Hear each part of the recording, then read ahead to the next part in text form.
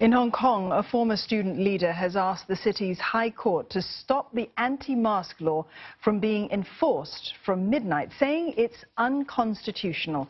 Hundreds of people came out in force after emergency powers were invoked to ban the use of face masks in public assemblies. Police used tear gas on a group of demonstrators in Sha Tin district. Protesters had earlier set fire to at least 3 MTR station entrances in the central business area. Now, the ban is the toughest response yet from Carrie Lam's government after 4 months of increasingly violent protests. Those who violate the law face a penalty of some $3,000 or even jail time. China says that the ban was, and I quote, extremely necessary. The anti-mask law comes into force at midnight, but Mrs. Lam has insisted that it doesn't mean that a state of emergency is in place. Although the ordinance carries the title emergency, Hong Kong is not in a state of emergency.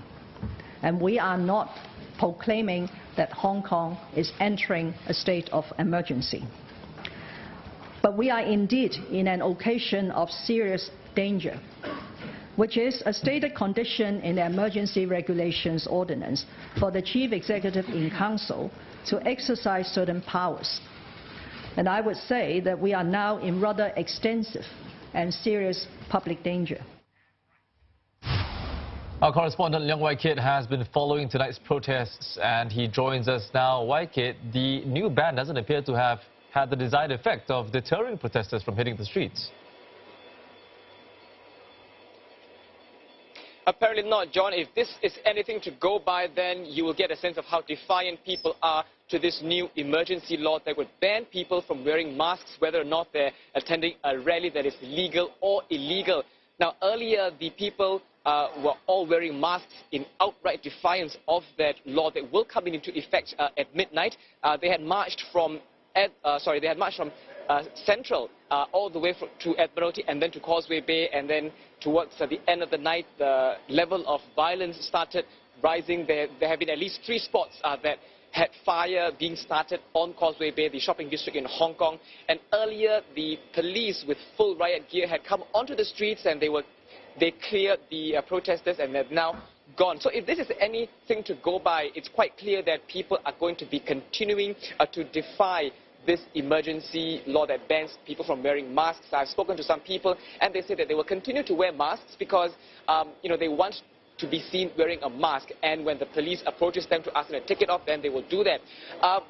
Across the night, John, like you've said, Hong Kong has seen violent scenes. In fact, the Hong Kong police had earlier said that across Hong Kong, many rioters have come out to destroy public property. Now, what stood out was that there was a live round fired at Yuen Long. The local media said that a person was hit by the live round, but the police, one police source told me that while they can confirm that a live round was indeed fired, they cannot confirm whether the live round was fired as a warning shot or whether it was meant to hit somebody. So we'll be keeping a very close watch on developments from now. Wai Kit, what can you tell us about this move to get the courts to step in? They say that this move is unconstitutional. Well, as of now, there's no word on the court proceedings. Like you said earlier, there was a former student leader. He's now a social activist, Lester Shum. He has brought this case to court. The court is supposed to hear this case at 9 p.m. Singapore, Hong Kong time. No details on the outcome yet. Now, he says that what Mrs. Carrie Lam, Chief Executive of Hong Kong, has done is that, the emergency law defies the constitutional rights of people. They deny Hong Kong citizens' rights to assembly. And so he's taking this as a point to argue in court. He's trying to stop the law into coming effect at midnight.